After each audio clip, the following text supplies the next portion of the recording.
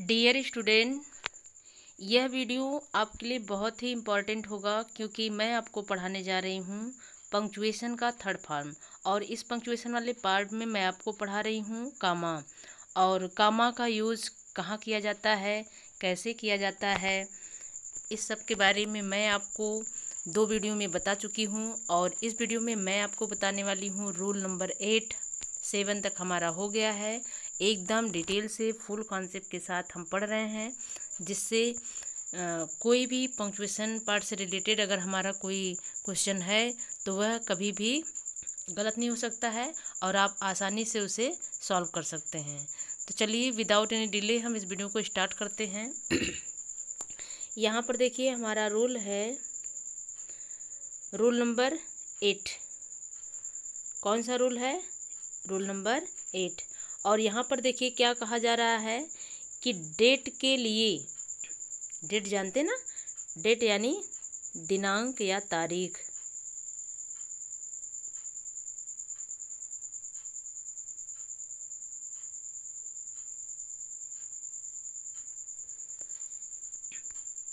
यानी डेट के लिए किसका यूज किया जाता है? कामा का। याद रखिएगा, डेट के लिए किसका यूज करते हैं? कामा का। तो यहाँ पर देखिए लिखा हुआ डेट के लिए कामा का यूज किया जाता है। तो डेट जानते हैं ना आप लोग?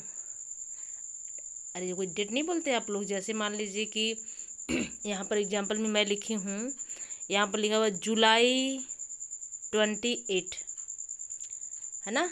यानी आपको बताना है 2022 में, यानी 2022 में कौन सा डेट आप बता रहे हैं?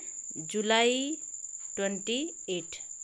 तो यहाँ पर देखिए डेट बता रहे हैं, इसलिए इसके बीच में क्या लगेगा? कामा। फिर हमारा देखिए दूसरा एग्जाम्पल है, यहाँ पर लिखा है 20 अप्रैल। ऐसे भी आप लिख सकते हैं, यानी मंथ का नाम पहले और फिर डेट बाद में, या फिर आप डेट पहले मंथ का नाम बाद में।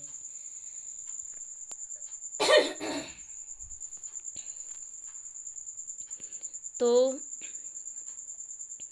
इसके बाद देखिए यहाँ पर आपका डेट बताया जा रहा है कि 20 अप्रैल 2020 को। तो इसके बीच में हम किसका यूज करेंगे? कामा का। बस आपको केवल इतना ही याद रखना है, जब भी बात होगी डेट की तो उसमें लगेगा क्या? कामा। यहाँ पर डेट है 28 जुलाई 2022, तो बीच में हम क्या लगाएंगे? कामा। यहाँ 20 अप्रैल 2020, तो इसके बीच में हम क्या लगाएंगे? कामा। बस आपको रूल याद रखना है कि कामा का यूज कहाँ कहाँ किया जाता है। चलिए रूल नंबर 8 हमारा हो गया। अब हम देखते हैं रूल नंबर 9।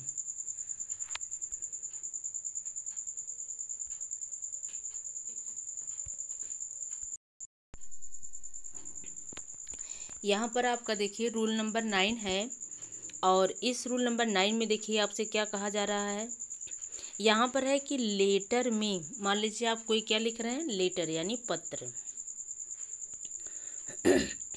अगर आप पत्र लिख रहे हैं तो उसमें जो आप लिखते हैं अभिवादन, या फिर आप लिखते हैं जैसे विदाई के बाद, है ना, लेटर में, या फिर आप अभिवादन करते हैं, या फिर विदाई के बाद कामा का यूज किया जाता है। अब विदाई जानते हैं, जैसे लेटर का स्टार्ट कर रहे हैं तो किससे करेंगे? अभिवादन से। और लेटर का समाप्त कर रहे हैं तो किससे करते हैं? यानी विदाई वाले वर्ड से। तो यदि आपने लेटर के बारे में पढ़ा होगा या लेटर कभी लिखा होगा, उसकी जानकारी होगी तो आप समझ जाएंगे, या फिर अभी मैं आपको एग्जाम्पल दूंगी तो आप समझ जाएंगे। तो यहाँ पर देखिए यहाँ पे है कि लेटर में अभिवादन या फिर विदाई के बाद किसका यूज़ करते हैं? कामा का। कामा का यूज़ किया जाता है। यानी जब भी आप कोई लेटर, कोई पत्र लिखेंगे तो जब भी आप उसमें करेंगे, जिसको लिख रहे हैं अगर आप उसका अभिवादन कर रहे हैं तो कामा का यूज करेंगे। अगर आप पत्र में समाप्ति की ओर हैं, समाप्त कर रहे हैं यानी विदाई के लिए कर रहे हैं तो वहाँ पे भी कामा का यूज़ किया जाता है। तो चलिए एग्जाम्पल में देखते हैं। देखिए हमारा पहला एग्जाम्पल है, जब हम पत्र को स्टार्ट करते हैं तो कैसे करते हैं, जैसे डियर सर, है ना, यानी प्रिय श्रीमान जी, या फिर आप नाम से ही करते हैं, डियर सुरेश, जो भी नाम है, dear Mohan, dear Suresh, dear Sita, dear Gita, dear father, कुछ भी लिखते हैं ना। तो जैसे मान लीजिए आप अपने पिताजी को लिख रहे हैं तो डियर फादर या कुछ लिखेंगे, तो जब भी आप लिखेंगे तो वहाँ पे तुरंत आप क्या लगाएंगे, कामा। ठीक है, तो ये दोनों देखिए आपके हैं पत्र के स्टार्टिंग की, डियर सर, डियर सुरेश, ऐसा लिखा हुआ, तो ये है आपका अभिवादन। और यहाँ पर देखिए जब पत्र समाप्त करने लगते हैं तो लिखते हैं योर फैथफुली। योर फैथफुली मीन्स आपका वफादार या सच्चा ना, क्या हो जाएगा, आपका वफादार या फिर सच्चा। यहाँ लिखा योर ट्रूली, मतलब आपका सच्चा। तो ये हुआ आपका विदाई का, है ना। तो बात हो रही विदाई की यानी समाप्ति की, जैसे लिखते हैं ना योर फैथफुली, आपका वफादार, फिर अपना नाम वगैरह कुछ लिख देते हैं। तो विदाई के समय भी हम लास्ट में क्या करते हैं, यहाँ पर कामा का यूज करते हैं। स्टार्ट कर रहे हैं तो भी कामा का यूज करते हैं। आई होप कि आपको ये रूल नंबर 9 भी क्लियर समझ में आ गया होगा। अब देखिए रूल नंबर हमारा 10 है।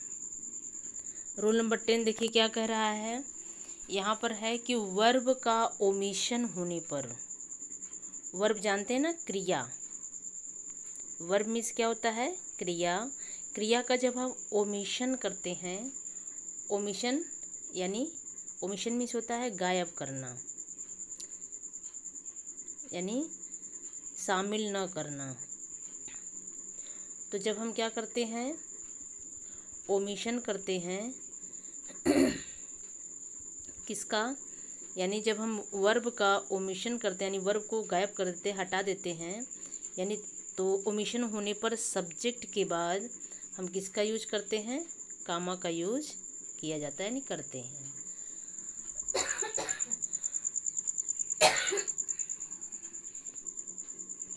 तो यहाँ पर देखिए हमारा एग्जाम्पल है कि सी इज गोइंग टू मुंबई, कोई है वो कहाँ जा रही है, मुंबई। फिर कौन जा रही है, सी, यानी कोई लेडीज़ है ना, कोई गर्ल्स है, कोई लेडीज़ है, वो कहाँ जा रही है, मुंबई। फिर हम करें ही, यानी वह, टुमारो। अब यहाँ देखिए यानी वह भी जा रही है और वह भी जा रहा है, यानी ही भी जा रहा है और सी भी जा रही है। तो सी के बारे में तो कह दिया गया कि वह मुंबई जा रही है। अब ही के बारे में भी फिर वही बात, अब कैसे लिखना चाहिए, ही वाला भी कैसे लिखना चाहिए था, लिखना चाहिए था ही, फिर इज गोइंग टू मुंबई, ऐसे पूरा लिखना चाहिए था। लेकिन यहाँ पर देखिए, यहाँ पर सी इज गोइंग टू मुंबई और ही वाले में ही सब्जेक्ट लिखने के बाद आगे यहाँ देखिए कुछ लिखा ही नहीं गया कि he is going to Mumbai, मतलब वह भी जा रही है मुंबई, वह भी जा रहा है मुंबई। तो यानी ही सब्जेक्ट तो लिख दिया गया, यानी सब्जेक्ट तो लिख दिया गया, लेकिन उसके बाद जो है वर्ब नहीं लिखा गया, इसलिए देखिए ही के बाद हम क्या लगाएंगे, यहाँ पर कामा। ही के बाद देखिए यहाँ पर कामा लगा हुआ है। फिर आगे जो भी एक्स्ट्रा नया है, जो भी वर्ड है नया, तो हम उसे लिख देंगे टुमारो, मतलब वह भी मुंबई जा रही है, वह भी मुंबई जा रहा है कल। ठीक, तो ऐसे सेंटेंस में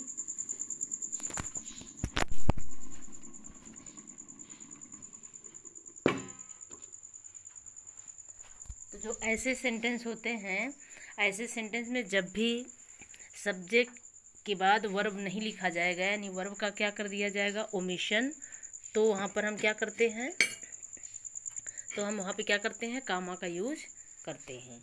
आइए दूसरा वाला एग्जाम्पल देखते हैं। यहाँ पर दूसरा है कि ही इज ए डॉक्टर, यानी जो ही है, यानी कोई जो व्यक्ति है वो क्या है, डॉक्टर है। यहाँ पर देखिए तो सी भी है, वो भी क्या है, डॉक्टर है। तो यहाँ पर देखिए जब ही इज ए डॉक्टर लिखा है तो यहाँ पे भी तो सी के बाद क्या लिखना चाहिए था, इज, तब ए डॉक्टर होना चाहिए था। लेकिन यहाँ पर देखिए वर्ब का ओमिशन हो गया, यानी जो वर्ब था इज ना, इसका क्या हो गया, ओमिशन, यानी इज को गायब कर दिया गया। इसलिए इनके बीच में हम केवल क्या कर देंगे, कामा लगा देंगे, क्योंकि यहाँ पर देखिए इज लिखा जाना चाहिए था लेकिन लिखा नहीं गया है। जब वर्ब का ओमिशन हो जाए तो वहाँ पर हम कामा का यूज करते हैं। जैसे यहाँ ही के बाद इज आया, वैसे सी के बाद भी इज आना चाहिए था लेकिन नहीं आया, इसलिए कामा लगाया गया है।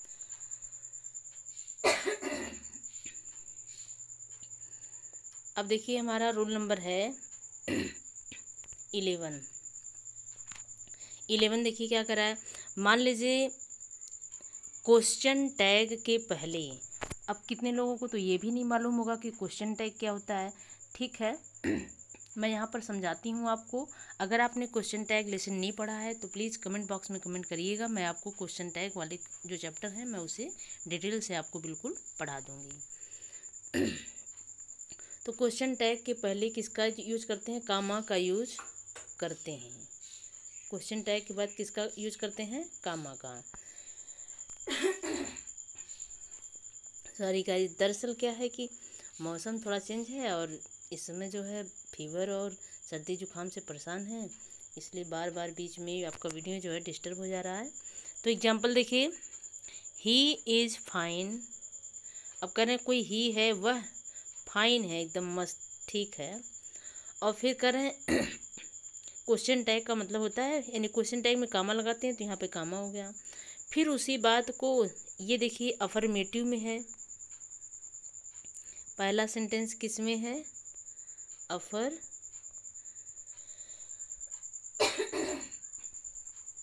अफर्मेटिव सेंटेंस में है। तो जो क्वेश्चन टैग बनेगा वो किस में बनेगा, निगेटिव में।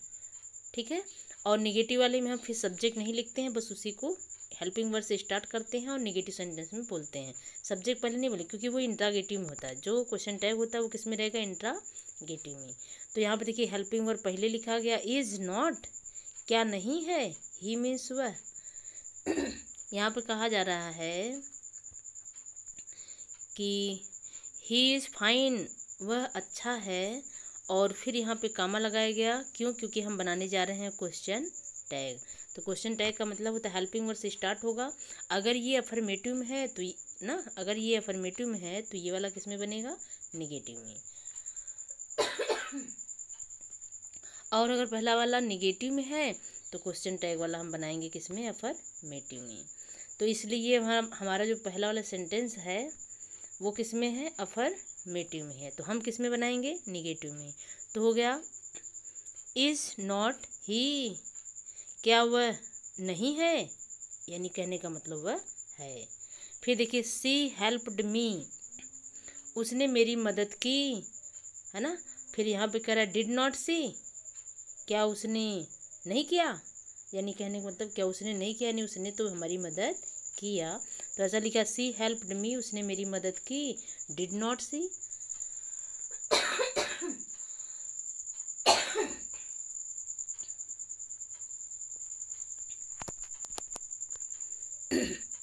अब अगर क्वेश्चन टैग यहाँ पर देखिए, ये देखना है कि बस इसका क्वेश्चन टैग बनाया जा रहा है, तो यहाँ बीच में देखिए किसका यूज़ किया जा रहा है, कामा का। अगर आपको क्वेश्चन टैग नहीं समझ में आया कैसे बनता है तो प्लीज़ कमेंट बॉक्स जरूर करिएगा कमेंट, तो मैं आपको क्वेश्चन टैग के चैप्टर डिटेल से पढ़ा दूँगी। अब देखिए हमारा अगला क्वेश्चन है,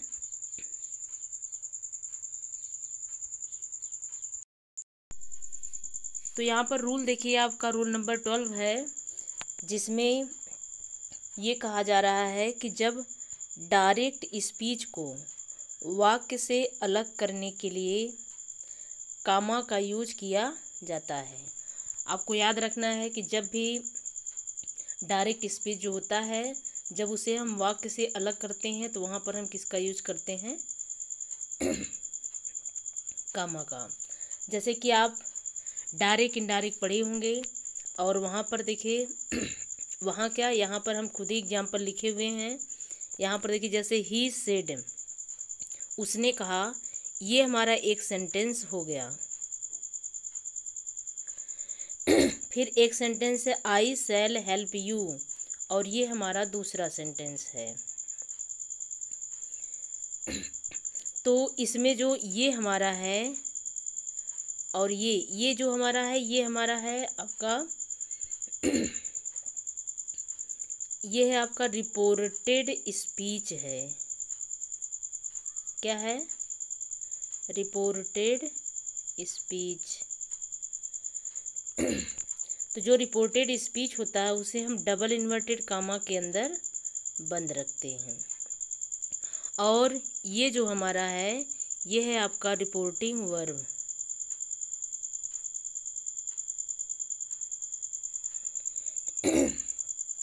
ये क्या है? Reporting verb.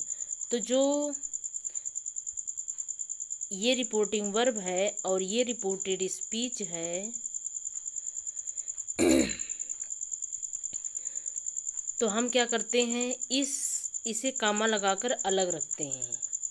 जब ही सेड उसने कहा कामा, या फिर दूसरा देखिए, दे सेड उन्होंने कहा टू मी मुझसे, उन्होंने मुझसे कहा।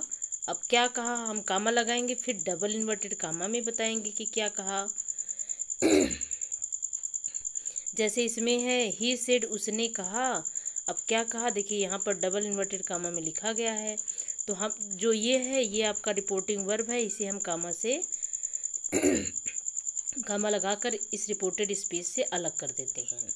उसी प्रकार से दे सेड टू मी, दे ने मुझसे कहा, अब क्या कहा इसे हम डबल इन्वर्टेड कामा में बंद कर देते हैं और यहाँ पर हम एक कामा लगा के इससे बिल्कुल अलग कर देते हैं।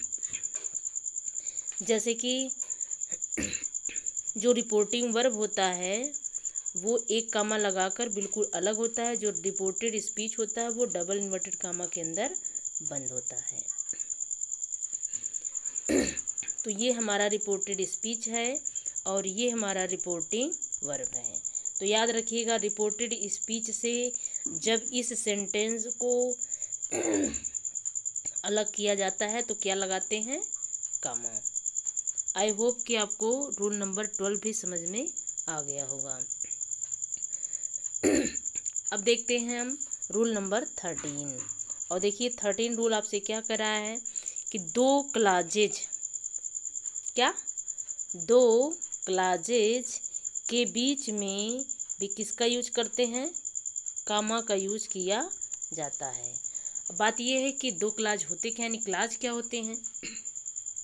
ठीक है, अगर आपने क्लॉज नहीं पढ़ा है, आपको क्लॉज की कोई जानकारी नहीं है, तो ठीक आप कमेंट बॉक्स में कमेंट करके बताइएगा, मैं क्लॉज भी आपको अच्छे से पढ़ा दूंगी।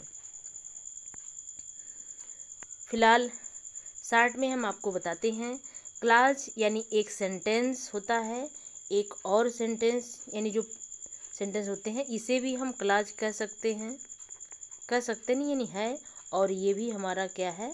क्लॉज है।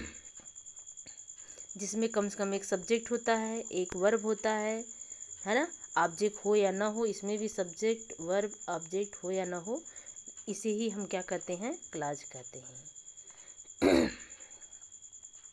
तो बस इतना देखना है कि जब दो सेंटेंस यानी दो क्लॉज एक साथ हों, जैसे यहाँ पर देखिए, इफ़ यदि ही कम्स वह आता है टू मी मेरे पास, यदि वह मेरे पास आता है, तो फिर यहाँ पर देखिए सब्जेक्ट शुरू हो गया, आई शैल हेल्प यू, तो मैं तुम्हारी मदद करूँगा।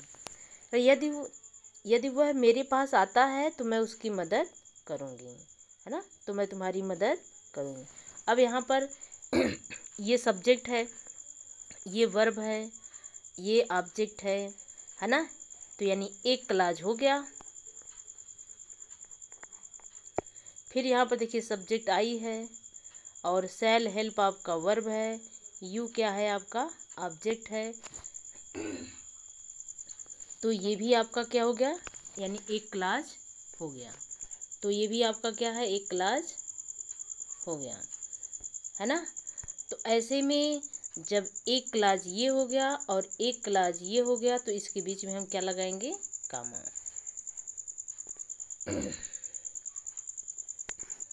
दूसरा सेंटेंस देखिए, unless he returns my money. तो यहाँ से यह एक क्लाज हो गया, और I can not help him, ये भी क्या है आपका एक क्लाज है। तो ये क्लाज नंबर 1 है और ये क्लाज नंबर 2 है। तो इसके बीच में हम क्या करेंगे, कामा का यूज करते। देखिए मनी के बाद यहाँ पर देखिए कामा का यूज किया गया है। तो आपको बस इतना ही याद रखना है कि जब 2 क्लाजेज हों तो उनके बीच में कामा का यूज किया जाता है। बस केवल इतना ही आपको याद रखना है। चलिए अगला रूल देखते हैं, रूल नंबर 14। आज इस वीडियो में मैं जो पंक्चुएशन का कामा पार्ट पढ़ा रही थी, है ना, और पढ़ा रही हूँ, तो आज इस वीडियो में हम कामा को एकदम क्लोज कर देंगे, यानी समाप्त कर देंगे। फिर पंक्चुएशन का हम अगला पार्ट यानी फुल स्टॉप लेकर के आएंगे, सेमी कॉलम लेकर के आएंगे, कॉलम लेकर के आएंगे, है ना। पंक्चुएशन का जितना भी पार्ट है सब हम आपको धीरे धीरे पूरे फुल कॉन्सेप्ट के साथ, पूरे रूल एग्जाम्पल के साथ मैं आपको पढ़ाऊँगी। लेकिन आज जो कामा वाला आप पढ़ रहे हैं, आज कामा आपका बिल्कुल समाप्त हो जाएगा। तो यहाँ पर देखिए रूल क्या है आपका, रूल नंबर 14 है। यहाँ पे कहा जा रहा है नॉन डिफाइनिंग रिलेटिव क्लॉज के बीच में कामा का यूज किया जाता है। जो नॉन डिफाइनिंग है, डिफाइन करना किसको, रिलेटिव माने रिश्ते को, ऐसे वाले क्लॉज तो अभी भी बताए हैं के बीच में कामा का यूज किया जाता है। आइए एग्जाम्पल के थ्रू देखते हैं। अब यहाँ पर देखिए हमारा एग्जाम्पल क्या है। एग्जाम्पल है हमारा दिस इज मोहन। यह कौन है, यहाँ पर लिखा दिस इज मोहन, यह मोहन है। ओके, एक क्लॉज हो गया हमारा। अब यहाँ पे देखिए रिलेटिव प्रोनाउन का यूज किया जा रहा है हु, कंजक्शन वर्ड है जिसे हम कहते हैं जो। लिव्स मीन्स रहता है कहाँ, इन अमेरिका। कहाँ रहता है, अमेरिका में। तो ये हमारा दिस इज मोहन एक हो गया, और बीच में लग गए कंजक्शन वर्ड यानी रिलेटिव।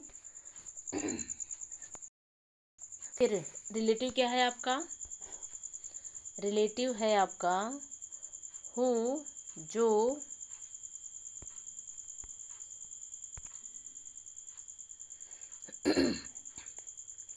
एक सेंटेंस है दिस इज मोहन और ये है आपका रिलेटिव लिव्स इन अमेरिका, जो कहाँ रहता है, अमेरिका में। तो इसलिए दिस इज मोहन यहाँ पे कामा लगाएंगे, फिर हम रिलेटिव प्रोनाउन लगाएंगे। फिर रिलेटिव प्रोनाउन क्या बताएंगे, हु लिव्स इन अमेरिका, जो कहाँ रहता है, अमेरिका में।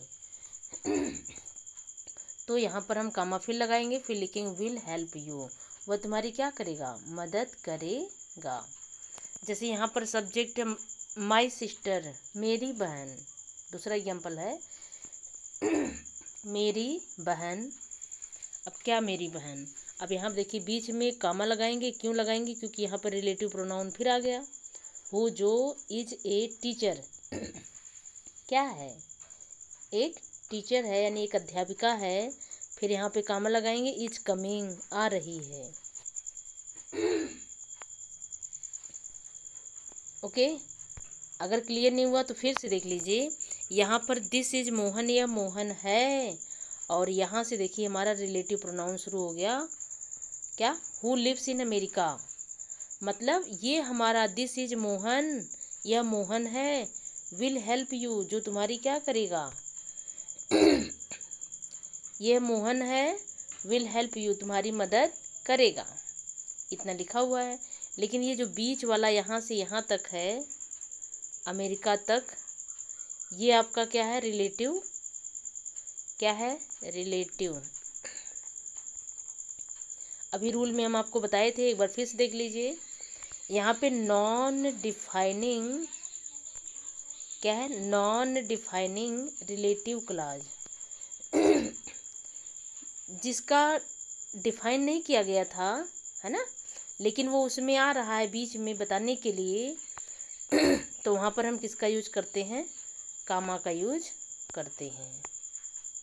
ठीक है, जैसे यहाँ माई सिस्टर, मेरी बहन है, वो कंजक्शन वर्ड है।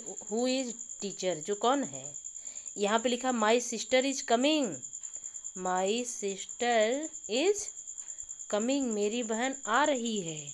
अब इस तरह से आपने कह दिया कि मेरी बहन आ रही है। अब बहन ढेर सारी हैं तो कैसे पता चलेगा कौन सी बहन आ रही है, तो यहाँ पर रिलेटिव माने उसका रिश्ता नाता जोड़कर बताया जा रहा है, जो क्या है, एक टीचर है। मतलब सब बहनें तो टीचर होंगी नहीं उन बहनों में जो बहन टीचर है, तो ये रिलेटिव वाला हो गया, वो वाली बहन आ रही है। तो ऐसे में हम क्या करेंगे कि माई सिस्टर कामा लगा देंगे, क्यों, क्योंकि यहाँ पर रिलेटिव लगने वाला है। इस टीचर, फिर यहाँ पे कामा लगा के तब अगला वाला लिखेंगे इज कमिंग मीन्स आ रही हैं। आई होप कि ये एग्जाम्पल भी आपको क्लियर हो गए होंगे। अगर क्लियर नहीं हुआ है डियर स्टूडेंट, तो आप प्लीज़ वीडियो को 1-2 बार फिर से देख लीजिए, और इसके बाद भी क्लियर ना हो तो प्लीज़ कमेंट बॉक्स में कमेंट करिएगा, मैं इसे फिर से डिटेल से अच्छे से बता दूँगी। और हमारा कामा का लास्ट रूल है, रूल नंबर कौन सा, रूल नंबर कौन सा है, 15, है ना। क्या, कंपाउंड सेंटेंस,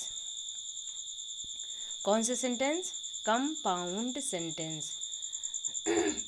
जैसे कंपाउंड वर्ड क्या होते हैं, जैसे मान लीजिए हमने लिख दिया मोहन एंड सोहन। अब देखिए यहाँ पर मोहन एंड सोहन कंपाउंड जुड़ गया, है ना, तो ये कंपाउंड वर्ड है। उसी प्रकार जैसे और भी हो सकते हैं, जैसे सिस्टर इन ला। अब ये सिस्टर इन ला लिखा हुआ है, ये भी आपका कंपाउंड वर्ड है, लेकिन यहाँ पर बात की जा रही है कंपाउंड सेंटेंस की। कंपाउंड सेंटेंस के कोऑर्डिनेटिंग क्लॉजेज, कौन सी क्लॉजेज, कोऑर्डिनेटिंग क्लॉजेज को अलग करने के लिए कामा का यूज किया जाता है। कोऑर्डिनेटिंग क्लॉजेज, जैसे आपने जब पढ़ा होगा क्या, सिंथेसिस, तो सिंथेसिस में एक आता है सबऑर्डिनेटिंग क्लॉज और एक होता है कोऑर्डिनेटिंग क्लॉज। तो अगर आपने सबऑर्डिनेटिंग और कोऑर्डिनेटिंग क्लॉज नहीं पढ़ा है तो प्लीज़ कमेंट बॉक्स में कमेंट करिएगा, मैं इसे भी पढ़ाने का प्रयास करूँगी, है ना, क्योंकि अब यहाँ पर इतना डिटेल से बताना नामुमकिन है, इसलिए हम क्योंकि पढ़ रहे हैं क्या, कामा, तो हमें बस केवल ये देखना है कि कामा का यूज कहाँ किया जाएगा। तो जैसे यहाँ पर देखिए एक सेंटेंस है, ही केम, वह आया, फिर सब्जेक्ट देखिए फिर आ गया कंपाउंड, फिर जुड़ने के लिए उसने देखा, एंड मेट मी, और मुझसे मिला। अब देखिए ही केम, वह आया, तो यहाँ पे हम क्या लगाएंगे, कामा। फिर ही सा, उसने देखा, हम यहाँ पे भी कामा लगा सकते थे, लेकिन हम आपको पहले रूल में ही पढ़ाए थे कि जब 3 या 3 से अधिक वर्ड हों, और यहाँ पे 3 या 3 से अधिक सेंटेंस है, वही बात है, वहाँ पे वर्ड की बात की जा रही थी, यहाँ पे सेंटेंस की बात हो रही है। तो जब 3 या 3 से अधिक, तो जैसे यहाँ पर एक सेंटेंस हो गया, 2 सेंटेंस हो गए, और मिट में 3 हो गया। अब 3 को जोड़ने के लिए एक ही के बीच में कामा लगाएंगे, और दूसरा वाला कंपाउंड वाला यानी कोऑर्डिनेटिंग कंजक्शन लग जाएगा, एंड से जुड़ गया, तो यहाँ पर देखिए कामा का यूज किया गया है ना। चलिए दूसरा वाला एग्जाम्पल देखिए, दूसरा है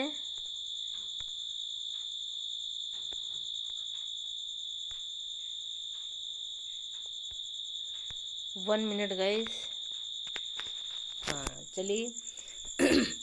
अब यहाँ पर देखिए सी रिच्ड, वह पहुँची, यानी एक सेंटेंस हो गया। फिर सी बॉट, उसने खरीदा, दूसरा सेंटेंस हो गया। एंड, अब ये बीच में कंपाउंड वाला जोड़ने वाला आ गया। फिर तीसरा है रिटर्न होम, ये हमारा तीसरा हो गया। तो दो के बीच में हम कामा लगाएंगे और लास्ट दो के बीच में एंड वाला जोड़ देंगे, है ना। तो जैसे देखिए यहाँ पर एक सेंटेंस है ही रिच्ड, कामा, फिर सी बॉट, उसने खरीदा, हम यहाँ पे भी कामा लगा सकते थे अगर इस सेंटेंस के बाद और सेंटेंस रहता तब, लेकिन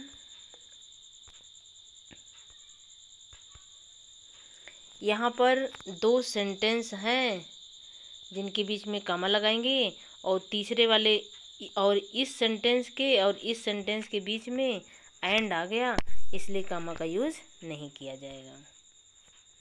ओके, तो अब देखिए आपका जो कामा का जो चैप्टर था वो बिल्कुल क्लोज हो गया, यानी समाप्त हो गया।